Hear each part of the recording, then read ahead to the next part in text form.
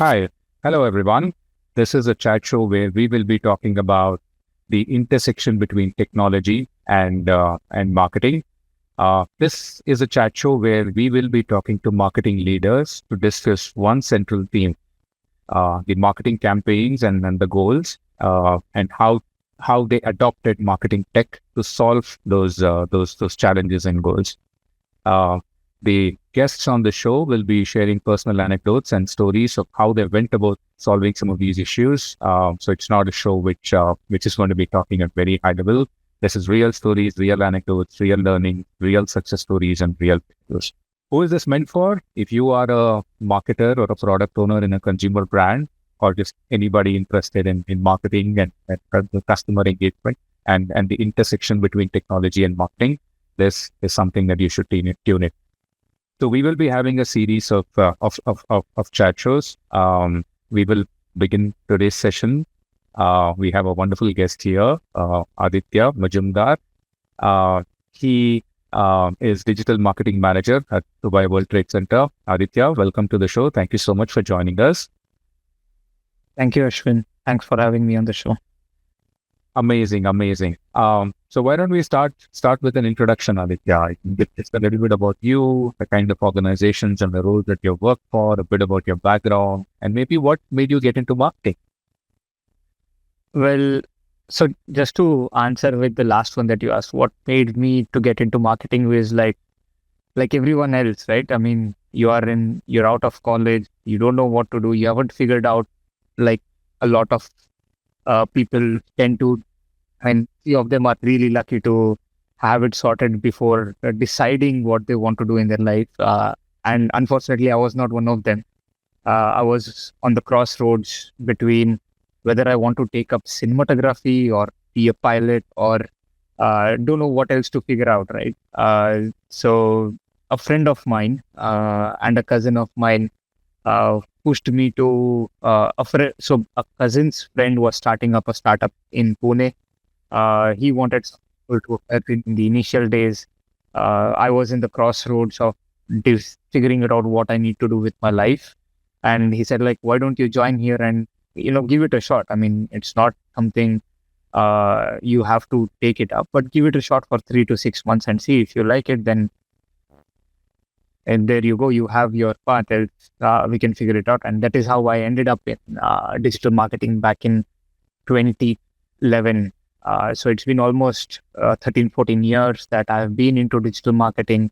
From the very nascent stage back in 2010-11, digital marketing was just evolving around Google Ads, search, then slowly Facebook came in.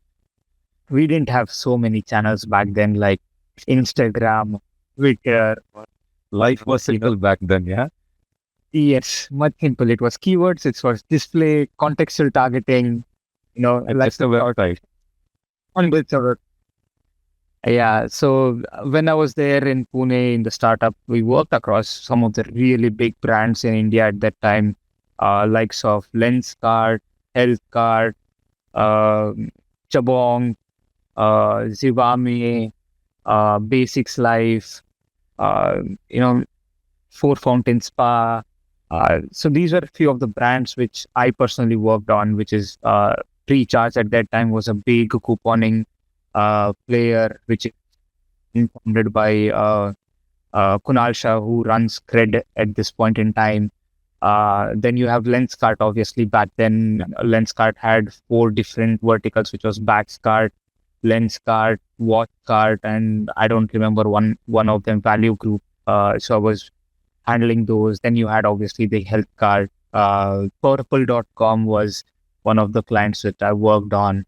So yeah, I mean, back then those were some of the big startup that we really worked. Housing.com was one. And then later on moved to Tasty Khana, which was the first food delivery startup company in India.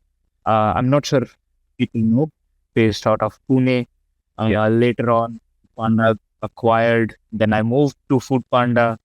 Then I moved to Berlin for some time. Then from there I moved to Z. in Bombay, then to Domino's in Dubai, where I handled entire GCC, about 11 countries. So I was responsible for the entire digital marketing. And later on in my tenure at Domino's, I was handling the MarTech implementation of the CRM systems.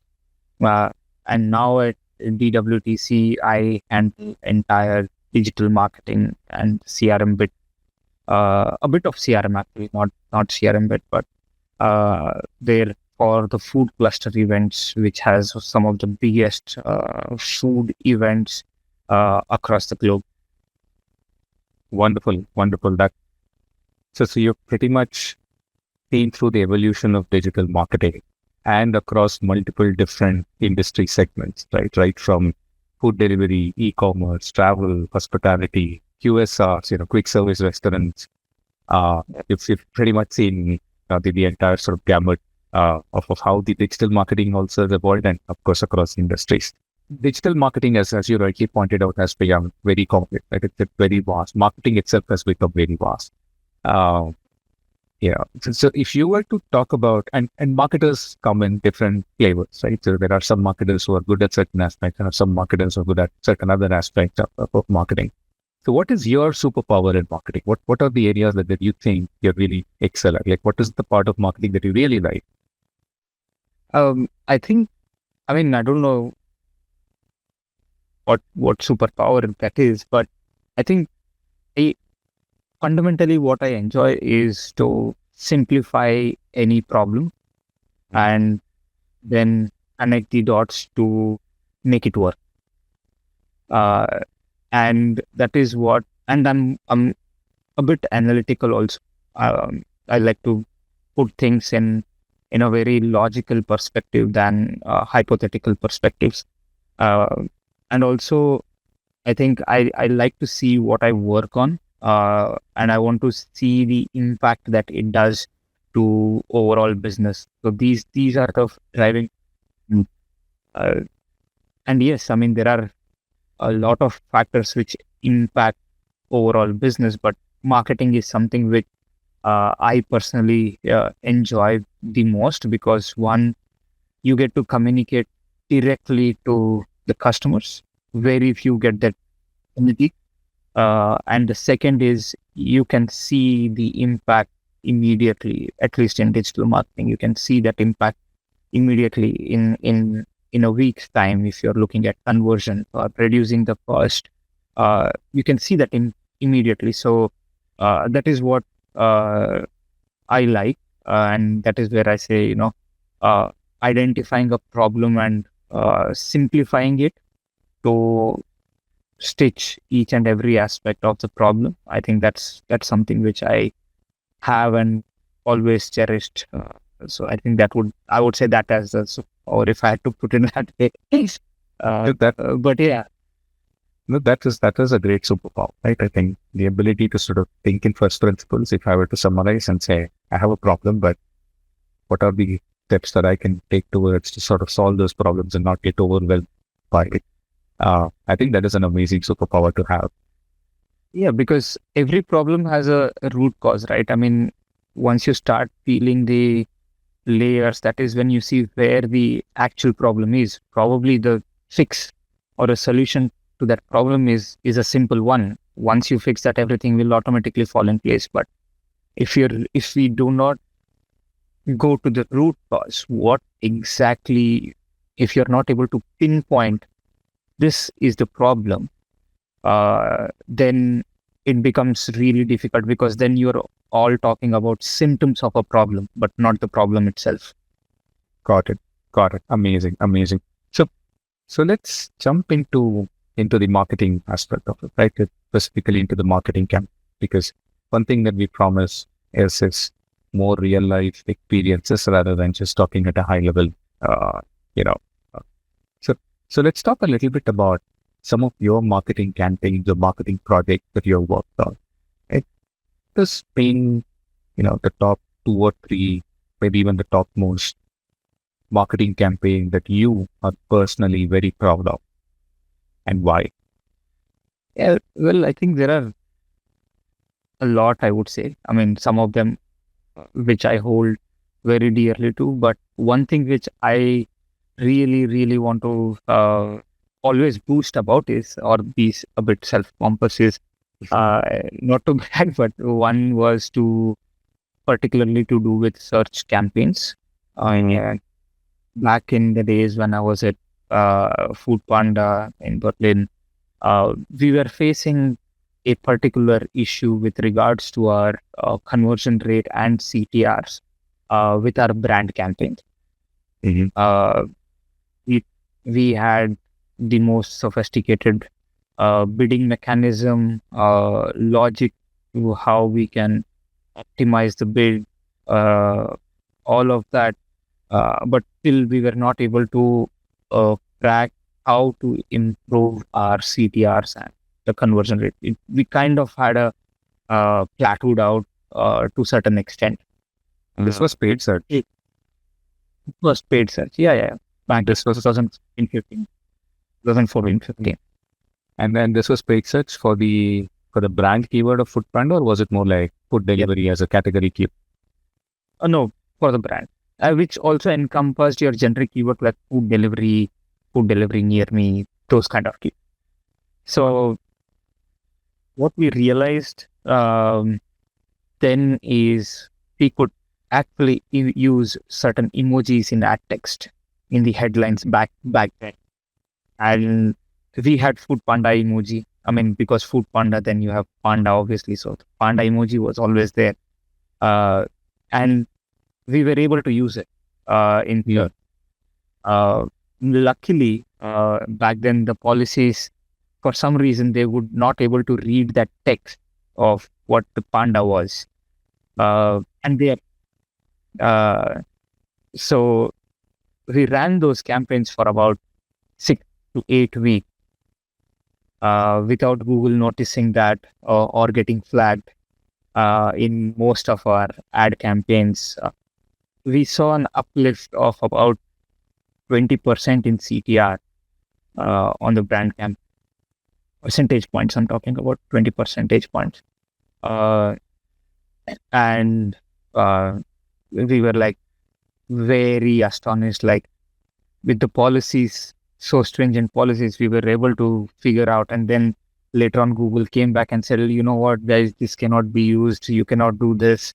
Then they went back and changed the policy. They made their ad approvals more stricter. And now today we can't really use any favicons or emojis in your ad to a certain extent, right?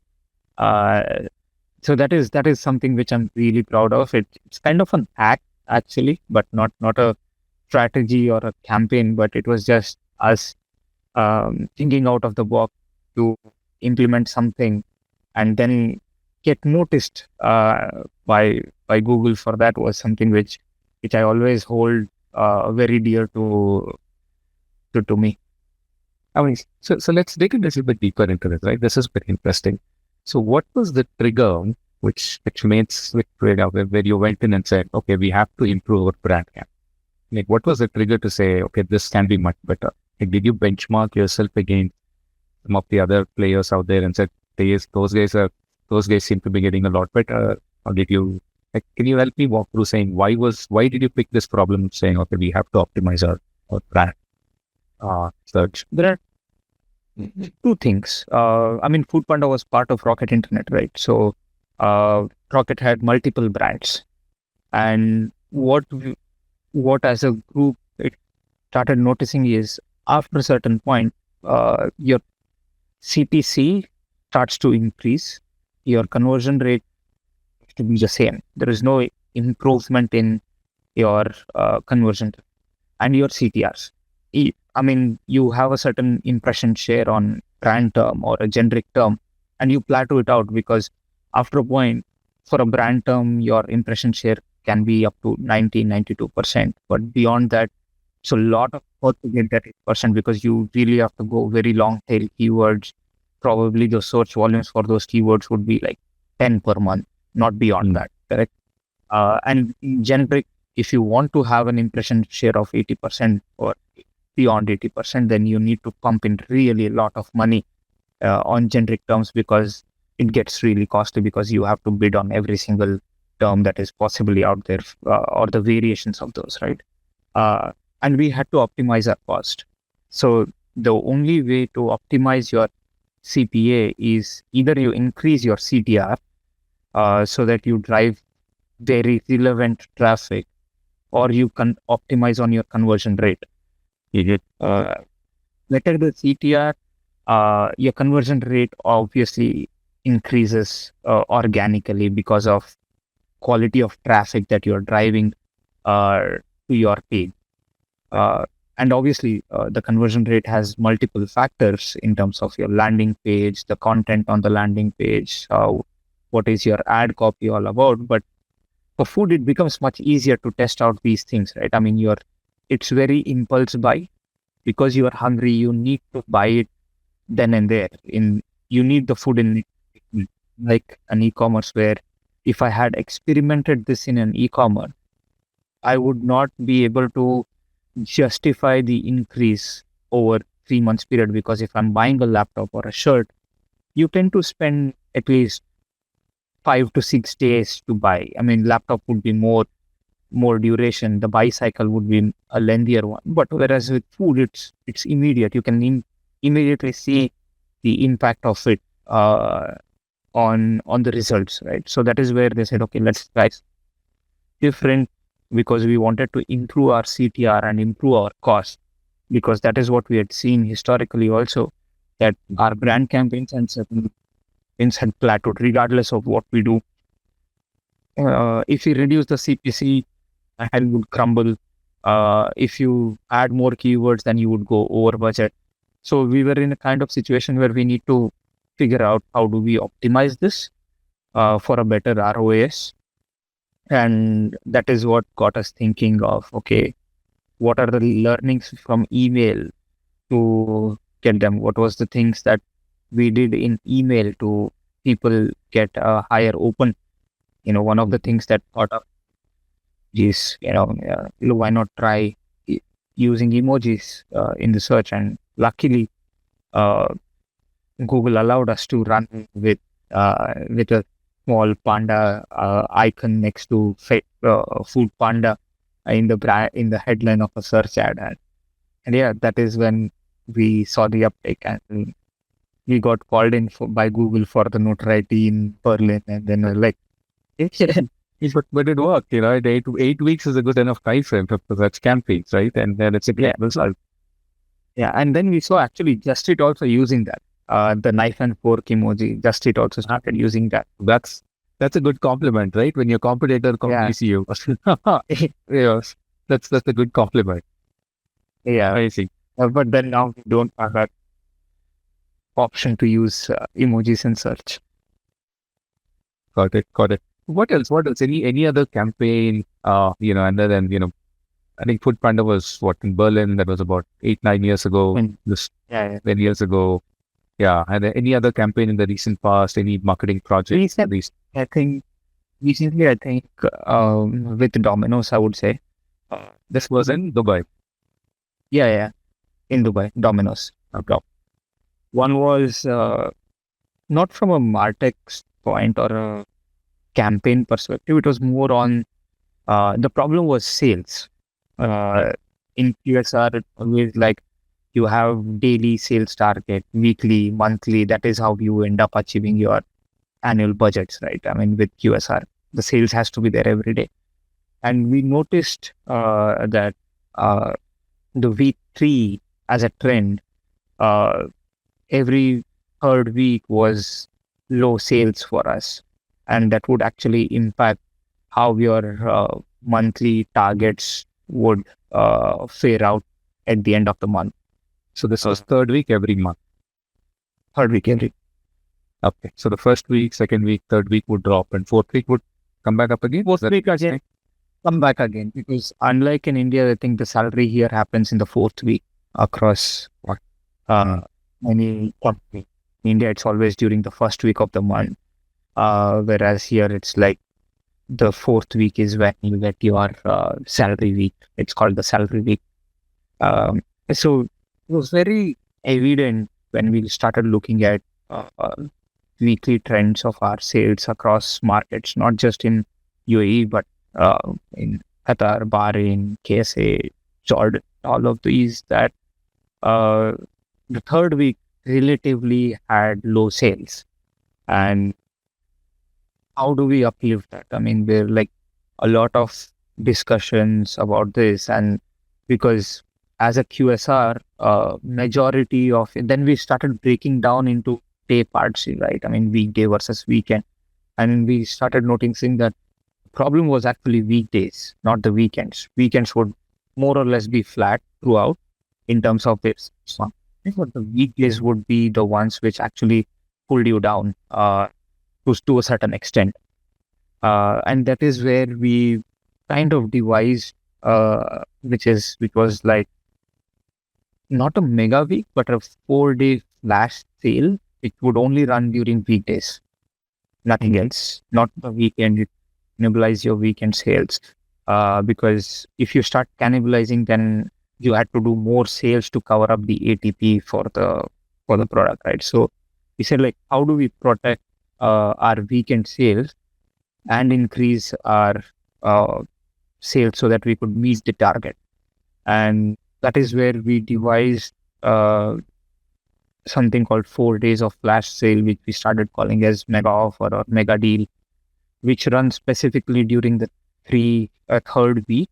And it became such a IP for Domino's here that it actually helped us beat our monthly targets to a certain extent. I mean, it was month on month, and we used to use that sometimes twice a month as well during festive seasons like Ramadan, or where generally the business is really low, at least during the daytime, during the fast. We started using them, and we started seeing a lot of value coming in, a lot of sales coming in. But what we started seeing the trend was people who had buying on a Friday night would switch over to Thursday night, because back then Friday, Saturday was the weekend here, not the Friday, Saturday. So Thursday night, so we would run only campaigns from Sunday to Wednesday. Thursday, Friday, Saturday, because it was weekend here, we would not cannibalize. So we started seeing a slight drop in Thursday more day per day sales, because people were either moving to by Wednesday because that was the last day of the offer, and so forth. So we figured a way out later on that how do we balance this out, but that was something which I'm very proud of, where we were able to track this slump in sales during the month and address them in a much better way. So that is one strategy which I think I'm really excited and happy about, that we were able to implement that at large scale across 11 markets. Coming to MarTech, I think one of the things that we did was to build journeys for new customers, which was never the case. And this was again in Domino's. Again in Domino's. We saw that a lot of first-time users were not coming back because most of our campaigns would happen during the mega week sale or so and so, but never had a proper roadmap for the churned customers and the first-time users. Never. I mean, it's a known strategy across all, but you only realize the importance of going back to basic when think, yes, today the marketing has become extremely vast, but the fundamentals haven't changed significantly. And that is when we went back to the book saying, okay, what is the missing piece here? Yes, your welcome journey or the re-engagement, that is something which is missing. So we started doing something called welcome journey, where you buy something today, you start getting communications for the next 15 days within from Domino's, where you would have a welcome offer which would come with a newsletter style, which had all your daily offers and a weekend offer.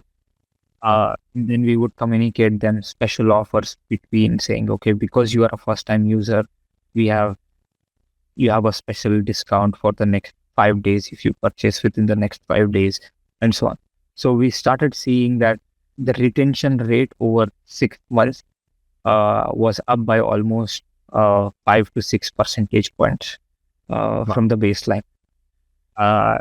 So that helped. And also we were able to, because we also had an NPS campaign going on, we were able to stitch that NPS data to a user, identifying. So if a user ordered through an aggregator platform, whether it is likes of Swiggy, Zomato in India, here you have Talabat and Kareem and Noon and all of that, we were able to stitch their experience in terms of delivery, whoever gave us the feedback, whether it is our platform, whether buying from the store, whether buying through an aggregator, we would able to stitch back their experience feedback within the MarTech CRM system. Back then, we were using MoEngage. I think they're still using MoEngage.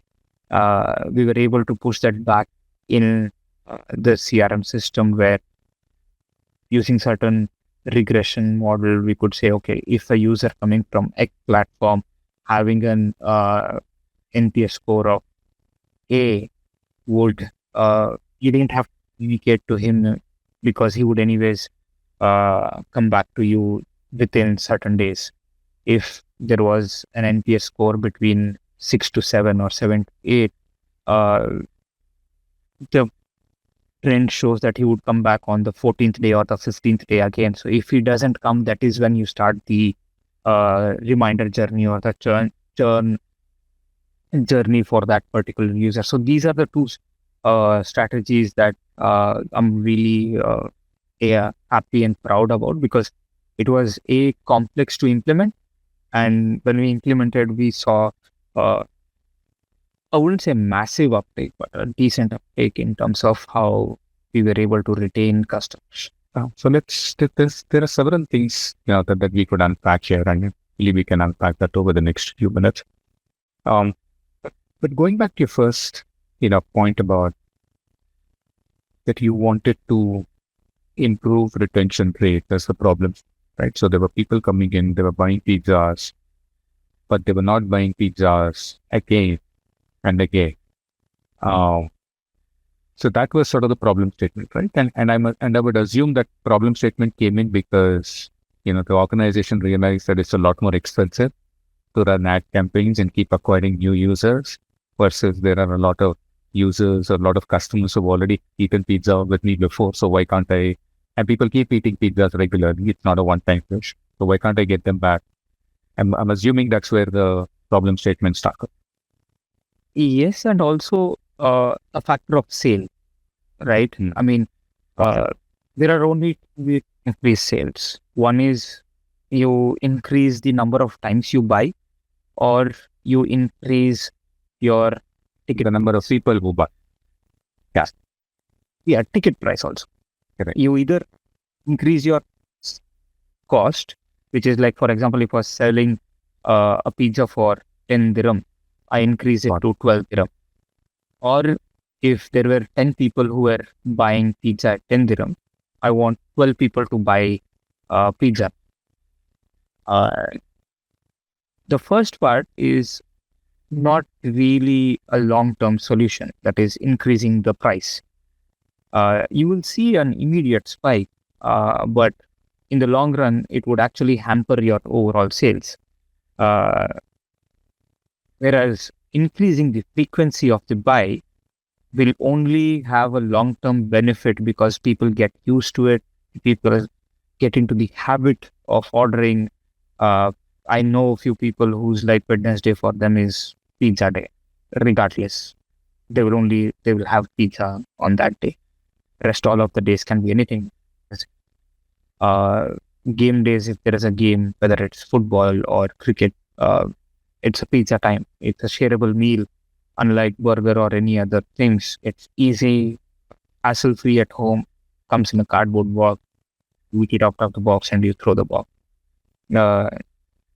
So the focus was always to increase the frequency, not the cost, because the latter one being easily sustainable, increasing the frequency of the customer. So that is where this came into picture. How we identify and redistribute around that. Got it. And so the other sort of thing that I want to unpack is people order pizzas in different ways, right? So they can call and order a pizza. They can go to the website and order a pizza. They can go to one of the food aggregators, like you mentioned, and order a pizza. They can have the brand's own mobile app and order a pizza, right? So there's the multiple ways, and often the first time somebody orders a pizza is usually through a phone or through the website, right? And or sometimes they might even walk into a store, right? They might walk into a Domino's, in store, and they might actually consume the pizza inside. And then sort of tying that and saying, okay, this person has sort of had pizza, has come to my store and has had a pizza. And then how do you sort of make the journey happen? Because I'm assuming that journey that you're describing is not just sending everyone with the same email saying, hey, here's my list, right? And I'm assuming that the journey was a lot more nuanced than that.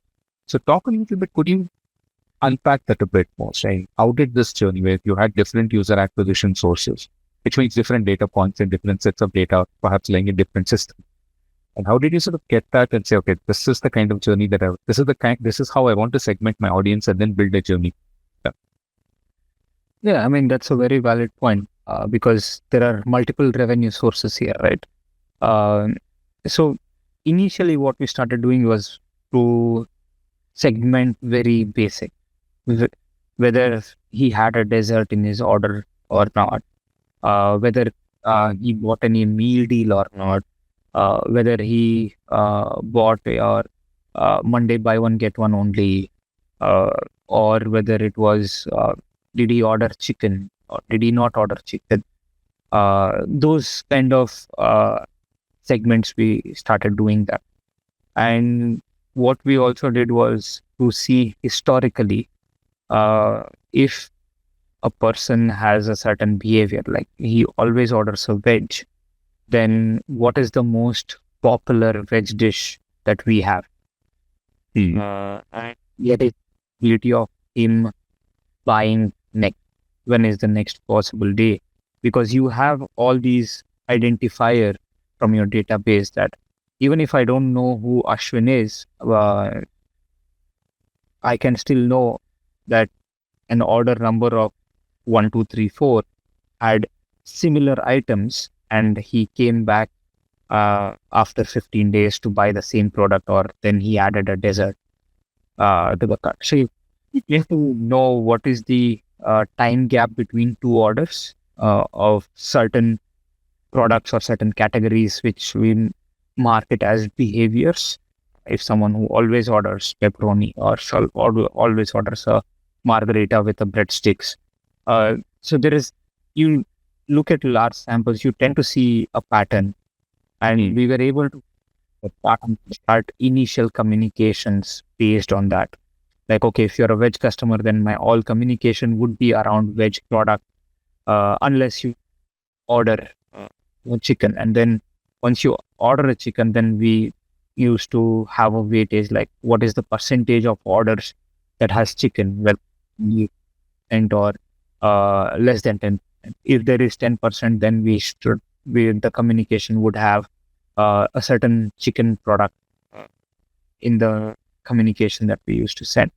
Later on, we were able to also understand if a customer is, how many times he has ordered from the brand platform versus the aggregator platform.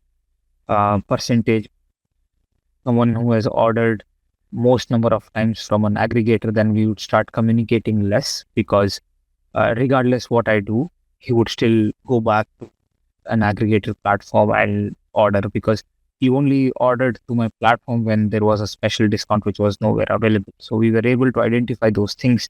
Later on, once the campaigns or the strategy started becoming more and more mature, we were able to refine further and further into based on channels, based on day part, based on what is the number of days he orders online. If Aditya has ordered 10 times, out of those 10 times, how many times was Monday, how many times was Wednesday, how many times was weekends. So we used to have journeys then split between, okay, this customer is a weekend customer, 10 out of times he only orders on weekends. So then we used to have journeys prepared accordingly, which started getting more and more complex as we started refining and drilling further in. Got it. Got it. And this sounds like a lot of insight, when you look at the timing, taste of the person, the location, where they wanted to. Like you look at multiple parameters. You started off, like you mentioned, with couple of parameters, which is timing and the taste, and then you sort of, as you build campaigns, as you started getting more data, you started layering that with additional information about the customer. But again, it's like all of this data points are situated in different sort of places, right? Because I would assume that there is no one overarching, godlike system which will say that, oh, I can get you all the data in one place and magically give you insight. I'm sure there was a lot of work done to say, okay, let me get the data in a way so that I can actually get these actionable insights. So was it always there in Domino's, or is that something that you had, like this sort of a data? Yes. Yeah. The data was always there in silo, right? Because the store has its own data, the website has its own data, aggregators had its own data. Yes, aggregators' data would come into us eventually, but those were in silos, right? I mean, and after a point, it was becoming a nightmare to do things manually. Small campaign, it makes sense, but when the journeys becomes so complex, when you have probably 100 campaigns in a month going out, for a very small segments, you can't do manually, right? It's just time consuming. Imagine doing 100 campaigns in a month, which is like roughly 3 campaigns a day. And how many people did you have who were running these 100 campaigns? Just curious. Sorry for the interruption. Yeah, it was me, and then we had a support team, an agency to execute on the campaign side. But the insights and everything was coming from us. So it was the journey building that had to be done on MoEngage was from an agency, but everything else was coming from us.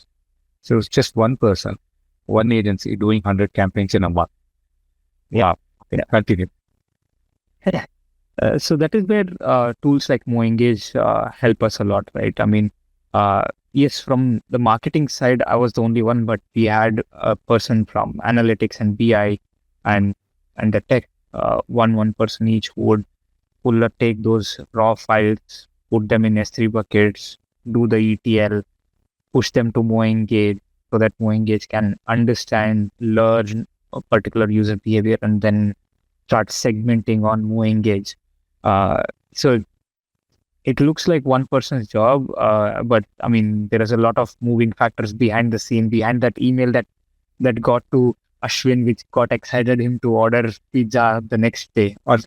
Yes, absolutely. No, absolutely. I think in all marketing, that's the understated fact. There is always a bunch of people. It's never easy as we think it is. It's easy to the outside world.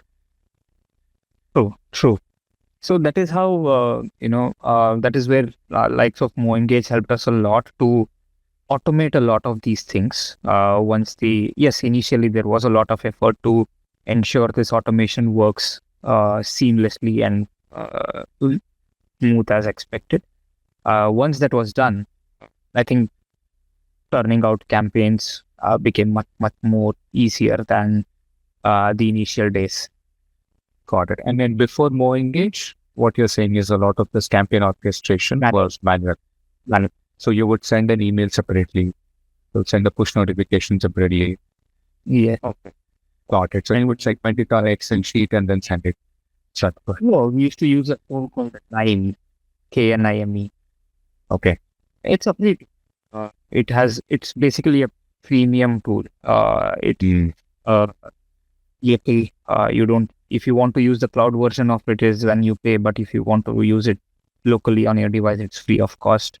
Not your typical SQL query tool, but it's more like drag and drop. If someone who's not thorough with the Excel also, SQL, they can use this to uh, drop certain aspects, put in the basic Excel formulas that you would, and it would churn out segments, more complex segments on the tool than what you could do on Excel. Interesting.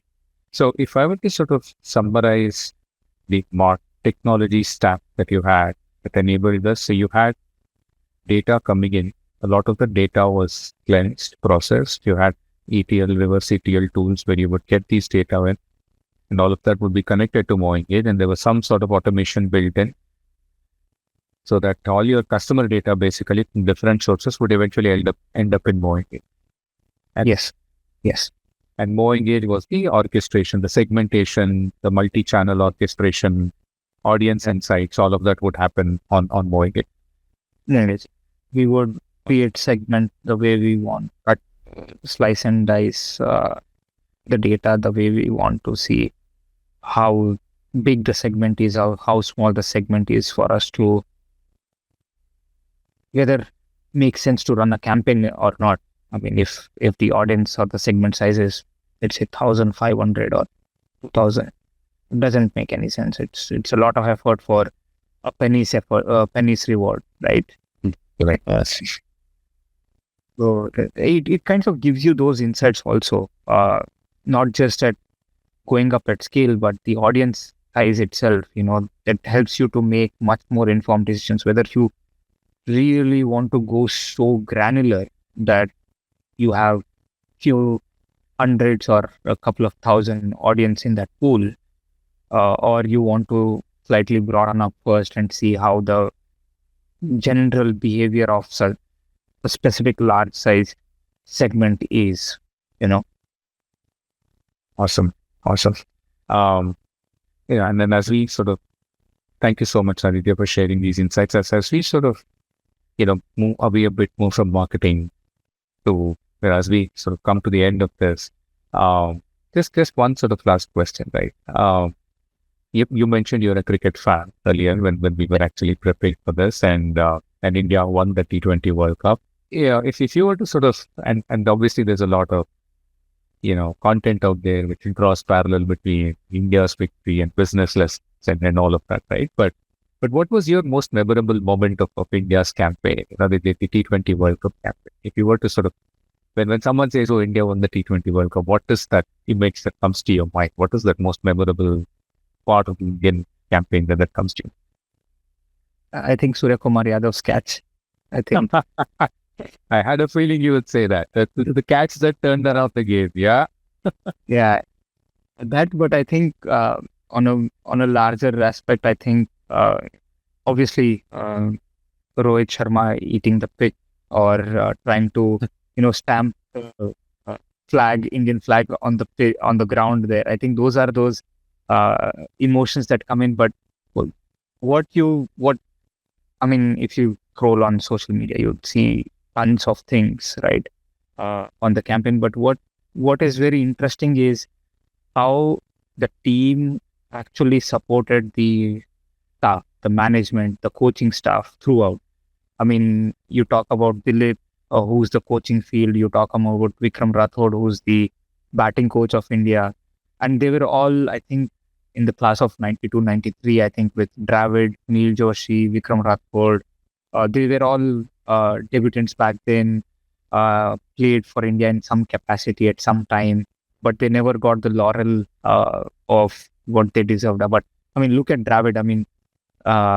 Such a redemption for him, right? 2007 World Cup, they got knocked out in the group stages. Now he comes back and he was the one captain, yeah, when in the disastrous World Cup, yeah.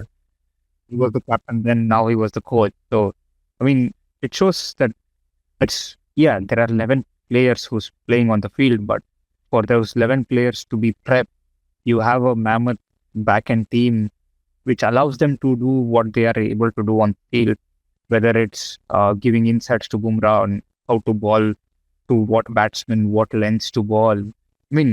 Execution, it's up to them. It's always ground instincts that plays the role, but you know what struggles a particular batsman, or what is his weakness of a batsman or a bowler, and you try to outsmart them on the field. But those insights come from the the analyst, the coaching staff, to get them fit, to have that presence of mind. I mean, Surya's catch. I mean, nowadays I think we have heard this, seen this n number of times. They started practicing in their training sessions, right? How do you catch these catches? Back then when Jonty Rhodes used to do, or Herschel Gibbs used to do, we would like, wow, I mean, this is outstanding. But now it's part of your routine, right? And that's how the MarTech has been. I mean, back in the days, someone using MarTech would be like, wow, I mean, that is impressive. Today, if you don't use MarTech, you're like, what? I mean, what age are you in marketing terms? It's like that. So yeah, those are some fond memories, I would say.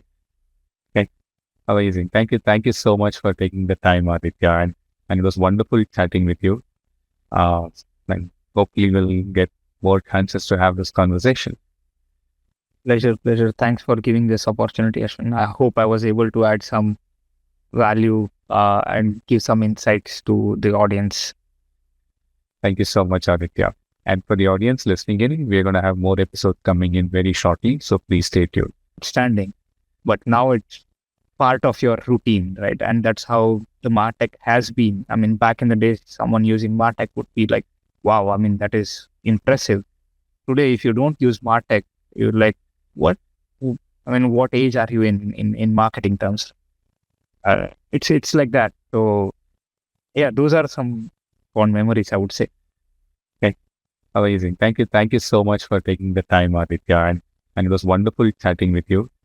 And hopefully we'll get more chances to have this conversation. Pleasure. Thanks for giving this opportunity, Ashwin. I hope I was able to add some value and give some insights to the audience. Thank you so much, Aditya. And for the audience listening in, we're going to have more episodes coming in very shortly. So please stay tuned.